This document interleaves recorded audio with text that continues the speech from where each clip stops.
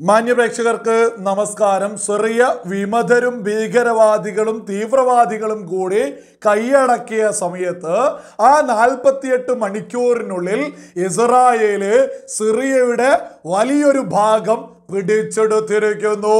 ഇസ്രായേലിന്റെ പ്രധാനമന്ത്രി Benjamin Netanyahu latest ആയിട്ട് ലോകത്തോട് പ്രഖ്യാപിച്ചിരിക്കുന്നു, ഞങ്ങൾ സിറിയയുടെ ഒരു ഭാഗം പിടിച്ചെടുത്തിരിക്കുന്നു എന്ന്.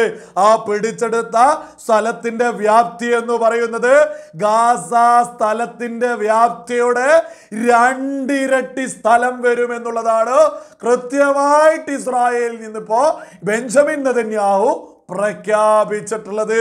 അതായത് ഇതിന് കൃത്യമായിട്ട് കാരണമായിട്ട് ഇസ്രായേൽ മുന്നോട്ട് വെക്കുന്നത്, ബെഞ്ചമിൻ നെതന്യാഹു മുന്നോട്ട് വെക്കുന്നത്, ഇത് ഞങ്ങൾ ചെയ്തിട്ടുള്ളത് ഇസ്രായേലി ജനതയുടെ സുരക്ഷയുടെ ഭാഗമായിട്ടാണ്. സിറിയയിൽ സമാധാന അന്തരീക്ഷം വരുമ്പോൾ ഞങ്ങൾ ഈ സ്ഥലം വിട്ടുകൊടുക്കുമെന്ന് അദ്ദേഹം കൃത്യമായിട്ട് പ്രഖ്യാപിച്ചിട്ടുണ്ട്. ഈ ഒരു പ്രഖ്യാപനം കേട്ട സമയത്ത് തന്നെ സുബോധമുള്ള സകല ആളുകൾക്കും ലളിതമാക്കി തന്നെ ചിന്തിക്കാവുന്നതേ ഉള്ളൂ. ഈ പിടിച്ചെടുത്തതിൽ ഒരു തരി മണ്ണ് പോലും ഇനി ഇസ്രായേലിന് സിറിയക്ക് വിട്ടുകൊടുക്കേണ്ടതായിട്ട് വരില്ല. കാരണം സിറിയയിൽ സമാധാനമൊന്നും വരാൻ പോകുന്നില്ല എന്നുള്ളത് വളരെ വലിയൊരു യാഥാർത്ഥ്യമാണ്.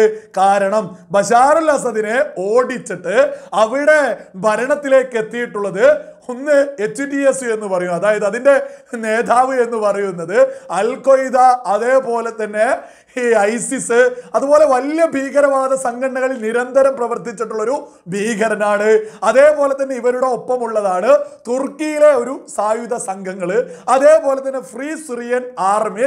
ഇത്തരം ആളുകൾ, അതായത് വിമതരും ഭീകരവാദികളും തീവ്രവാദികളും ഇത്തരം എല്ലാ ആളുകളും കൂടിയാണ് ബഷാർ അൽ അസദിനെ ഓടിച്ചിട്ട് സിറിയയിൽ ഇപ്പോ ഭരണത്തിലേക്ക് എത്തിയിട്ടുള്ളത്. ഇനി ഏതാനും ദിവസങ്ങൾക്കുള്ളിൽ തന്നെ ഇവര് തമ്മിൽ തല്ലി അങ്ങ് തീരൽ തുടങ്ങും. കാരണം വളരെ വ്യക്തമാണ്, പല സ്ഥലങ്ങളിലും പല സംഘടനകളാണ് പിടിച്ചെടുത്തിട്ടുള്ളത്.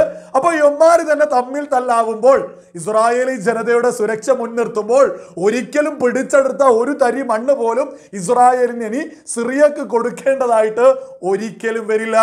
അതേപോലെ തന്നെ ഇസ്രായേലിന്റെ പ്രധാനമന്ത്രി ബെഞ്ചമിൻ നെതന്യാഹു ലോകത്തോട് പ്രഖ്യാപിച്ചിരിക്കുന്നു, ഞങ്ങളിന് ഈ മിഡിൽ ഈസ്റ്റ് ഞങ്ങൾ മുഖച്ഛായ മാറ്റാൻ പോകുന്നു. മിഡിൽ ഈസ്റ്റിന്റെ അധികാര കേന്ദ്രം എക്കാലത്തും ഇസ്രായേലിന്റെ കൈകളിൽ തന്നെയായിരിക്കുമെന്ന് വലിയ പ്രഖ്യാപനമായിട്ട് തന്നെയാണിത് ലോകം കണ്ടുകൊണ്ടിരിക്കുന്നത്. അതേപോലെ തന്നെ ഇതിനോടൊപ്പം പ്രഖ്യാപിച്ചിട്ടുള്ളതാണ്, ഞങ്ങൾ ബഫർ സോണുകളൊക്കെ തന്നെ പിടിച്ചെടുത്തിരിക്കുന്നു. ഗോലാൻ കുന്നുകൾ ഇനി ലോകം അവസാനിക്കുന്നത് വരെ ഇസ്രായേലിന് സ്വന്തമായിരിക്കുമെന്നും അദ്ദേഹം കൃത്യമായിട്ട് പ്രഖ്യാപിച്ചിട്ടുണ്ട്. ഈ ഗോലാൻ കുന്ന് എന്ന് പറയുന്നത് തർക്കസ്ഥലമാണ് എന്നൊക്കെ ഒരുപാട് ആളുകൾ ഒരുപാട് കാലമായിട്ട് പറഞ്ഞ് നടക്കുന്നുണ്ട്. അതിനി ലോകാവസാനം വരെ ഞങ്ങളുടേത് മാത്രമായിരിക്കുമെന്ന് കൂടി ഇസ്രായേലിന്റെ പ്രധാനമന്ത്രി ബെഞ്ചമിൻ നെതന്യാഹു ലോകത്തോട് പ്രഖ്യാപിച്ചിരിക്കുന്നു.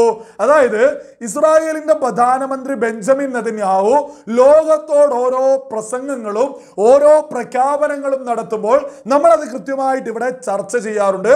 അദ്ദേഹം എന്തൊക്കെയാണോ പറയുന്നത് അതേപോലെ തന്നെ പിന്നീട് അത് നടക്കാറുമുണ്ട്. നമുക്കറിയാം, നമ്മൾ തന്നെ ഇസ്രായേലി പ്രധാനമന്ത്രി ബെഞ്ചമിൻ നെതന്യാഹുവിന്റെ പ്രസംഗത്തിന്റെ പരിഭാഷ മുന്നോട്ട് വെച്ചതില് ഈ ഹിസ്ബുള്ളയും ഇസ്രായേലും തമ്മിലുള്ള വെടിനിർത്തലില് ഇസ്രായേലിന്റെ പ്രധാനമന്ത്രി ബെഞ്ചമിൻ നെതന്യാഹു കൃത്യമായിട്ട് ബഷാർ അൽ അസദിനോട് പറഞ്ഞതാണ്, അനാവശ്യമായിട്ട് തീക്കൊള്ളി കൊണ്ട് ചൊറിയാൻ നിൽക്കരുത്, ഇസ്രായേലിനെതിരെ നിൽക്കരുത് എന്ന് കൃത്യമായിട്ട് പറഞ്ഞിട്ട് ദിവസങ്ങളായിട്ടേ ഉള്ളൂ. ഈ ബഷാർ അൽ അസദിന്റെ ഭരണം പോലും തകർന്ന് അഭയാർത്ഥിയായിട്ട് ഈ ബഷാർ അൽ അസദിന് സിറിയയിൽ നിന്ന് ഓടേണ്ടി വന്നു. ബെഞ്ചമിൻ നെതന്യാഹുവിന്റെ പ്രസംഗം കൃത്യമായിട്ട് അന്ന് കേട്ട ഓരോ ആളുകൾക്കും മനസ്സിലാക്കാവുന്നത് മാത്രമാണ്. അതേപോലെയുള്ള ഓരോ പ്രഖ്യാപനം ബെഞ്ചമിൻ നെതന്യാഹു എന്തൊക്കെയാണോ പ്രഖ്യാപിക്കുന്നത് അതിനനുസരിച്ച് തന്നെ കാര്യങ്ങൾ മുന്നോട്ട് പോകുന്നുണ്ട്. അദ്ദേഹം എടുത്തുനിന്ന് ലോകത്തോട് പറഞ്ഞത്, ഞങ്ങൾ പടിപടിയായിട്ട് യുദ്ധം വിജയിച്ചുകൊണ്ടിരിക്കുന്നു. ഞങ്ങൾ ഇറാനെ ആക്രമിച്ചു, ഞങ്ങൾ ഹിസ്ബുള്ളയെ ആക്രമിച്ചു, ഞങ്ങൾ ഹമാസിനെ ആക്രമിച്ചു, ഞങ്ങൾ ഹൂത്തികളെ ആക്രമിച്ചു. ഇതിന്റെ ഫലമായിട്ട് തന്നെയാണ് ഭീകരവാദികളും തീവ്രവാദികളും വിമതരുമായിട്ടുള്ള ആളുകൾ ബശാറുൽ അസദിന്റെ ഭരണകൂടത്തെ അട്ടിമറിച്ചത്. അതായത് ഇസ്രായേൽ ഹിസ്ബുള്ളയെയും ഹമാസിനെയൊക്കെ വലിയ രീതിയിൽ ആക്രമിച്ചതോട് കൂടിയിട്ട് പതിറ്റാണ്ടുകളായിട്ട് ഈ ഹിസ്ബുള്ളയായിരുന്നു സിറിയയുടെ ബശാറുൽ അസദിന് നിരന്തരം പിന്തുണ കൊടുത്ത് മുന്നോട്ട് പോയിട്ടുണ്ടായിരുന്നത്. ഈ ഹിസ്ബുള്ള തകർന്നു തരിപ്പണമായി എന്ന് ഈ സിറിയയിലെ വിമതരും ഭീകരവാദികളും കൃത്യമായിട്ട് മനസ്സിലാക്കി അതിന് അവസരം മുതലെടുത്തുകൊണ്ട ഈ വിമതരും ഭീകരവാദികളും ബശാറുൽ അസദിനെ ഓടിച്ചിട്ടുള്ളത്. ഇത് കൃത്യമായിട്ട് ഇസ്രായേലിന്റെ ആക്രമണത്തിന്റെ ഭാഗമായിട്ട് സംഭവിച്ചതാണ് എന്നുകൂടി ബെഞ്ചമിൻ നെതന്യാഹു ലോകത്തോട് പ്രഖ്യാപിച്ചിരിക്കുന്നു. മാത്രമല്ല ഈ സിറിയ ഇസ്രായേലിനെ ആക്രമിച്ചിട്ടുണ്ട്. 1973 യോം കിപ്പൂർ യുദ്ധത്തിലും സിറിയ നമ്മളെ ആക്രമിച്ചിട്ടുണ്ട്. ഇന്നും ആക്രമിച്ചുകൊണ്ടിരിക്കുകയായിരുന്നു. അതായത് ഹമാസിനെയും ഹിസ്ബുള്ളയെയും ഹൂത്തിയെയും ഒക്കെ തന്നെ കൃത്യമായിട്ട് ബശാറുൽ അസദിന്റെ ഭരണകൂടം നിരന്തരം സഹായിച്ചിരുന്നു. അപ്പോൾ സിറിയ നിരന്തരം നമ്മളെ ആക്രമിച്ചിട്ടുണ്ട്.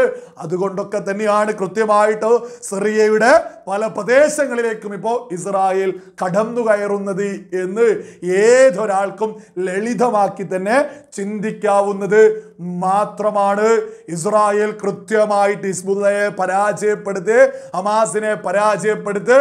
ഇതൊക്കെ തന്നെ ഇന്നും അംഗീകരിക്കാത്തത് നമ്മുടെ കേരളത്തിലെ ഹിസ്ബുള്ളോളികളും ഹമാസോളികളുമാണ് എന്നുള്ളതാണ് വളരെ വലിയ യാഥാർത്ഥ്യം. അതേസമയം ലോകം അംഗീകരിച്ചു കഴിഞ്ഞിരിക്കുന്നു ഇസ്രായേൽ ഇറാനെയും ഹിസ്ബുള്ളയെയും ഹമാസിനെയൊക്കെ തന്നെ ആക്രമിച്ച് അവരൊക്കെ തന്നെ തകർന്നു എന്നുള്ളത്. അതേപോലെ തന്നെ ബെഞ്ചമിൻ നെതന്യാഹു കൃത്യമായിട്ട് ഉയർത്തിപ്പിടിക്കുന്നുണ്ട്, ഹമാസും ഹിസ്ബുള്ളയും ഇറാനെ മാറ്റി നിർത്താം, അതൊരു രാജ്യമാണല്ലോ. ഹിസ്ബുള്ളയും ഹമാസും ഹൂത്തികളൊന്നും തന്നെ പൂർണ്ണമായിട്ട് തകർന്നിട്ടില്ല. പക്ഷെ അവരെ കൊണ്ട് ഒന്നും സാധിക്കാത്ത വിധത്തിൽ ഞങ്ങൾ അവരെ തകർത്തു, അവരിന്നും അവശേഷിക്കുന്നുണ്ട് എന്നുള്ളത് കൃത്യമായിട്ട് ബെഞ്ചമിൻ നെതന്യാഹു തന്നെ ഉയർത്തിപ്പിടിക്കുന്നുണ്ട്. ഹിസ്ബുള്ളയുടെ ഏറ്റവും വലിയ പരാജയം തന്നെയാണ് സിറിയയിൽ ബശാറുൽ അസദ് വീണത് എന്നുള്ളത് സകല ആളുകൾക്കും വ്യക്തമാക്കി മനസ്സിലാക്കാവുന്നത് മാത്രമാണ്. ഈ വിമതരും ഭീകരവാദികളും ഏതു സമയത്ത് വേണമെങ്കിലും എങ്ങോട്ടും തിരിയുമെന്നുള്ളത് തന്നെയാണ് അമേരിക്കയും ഇസ്രായേലും കൃത്യമായിട്ട് കണക്ക് കൂട്ടിക്കൊണ്ടിരിക്കുന്നത്. അതുകൊണ്ട് തന്നെ വളരെ വലിയ നിരീക്ഷണത്തിൽ തന്നെയാണ് സിറിയയിലെ ഓരോ കാര്യങ്ങളും മുന്നോട്ട് പോകുന്നത്. നമ്മൾ കഴിഞ്ഞ വീഡിയോയിൽ ചർച്ച ചെയ്തതാണ്. 250 കേന്ദ്രങ്ങൾ ഇസ്രായേൽ സിറിയയിലുള്ളത് തകർത്ത് തരിപ്പണമാക്കിയിട്ടുണ്ട്. അതായത് ബശാറുൽ അസദിന്റെ ഭരണകൂടത്തിന്റെ സമയത്ത് അവരുടെ കയ്യിലുണ്ടായിരുന്ന ആയുധങ്ങൾ സകലതും ഇസ്രായേൽ തകർത്ത് തരിപ്പണമാക്കുകയും ചെയ്തിട്ടുണ്ട്.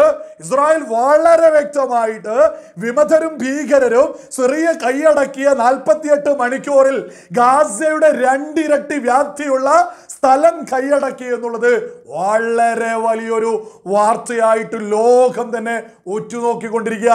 കൃത്യമായിട്ട് ഇസ്രായേൽ ഓരോ നീക്കങ്ങളും ചെയ്തുകൊണ്ടിരിക്കുന്നു. ഈ ഓരോ നീക്കങ്ങളും ലോക സമാധാനത്തിന് വേണ്ടിയാണ് എന്നുള്ളതിൽ ഒരു തർക്കവും ആർക്കും തന്നെ വേണ്ട. സിറിയ കൈയടക്കിയിട്ടുള്ളത് ഭീകരവാദികളും തീവ്രവാദികളും വിമതരും കൂടിയാണ് എന്നുള്ളത് ഓരോ ആളുകളും ഗൗരവത്തിൽ തന്നെ തിരിച്ചറിയുകയും വേണം.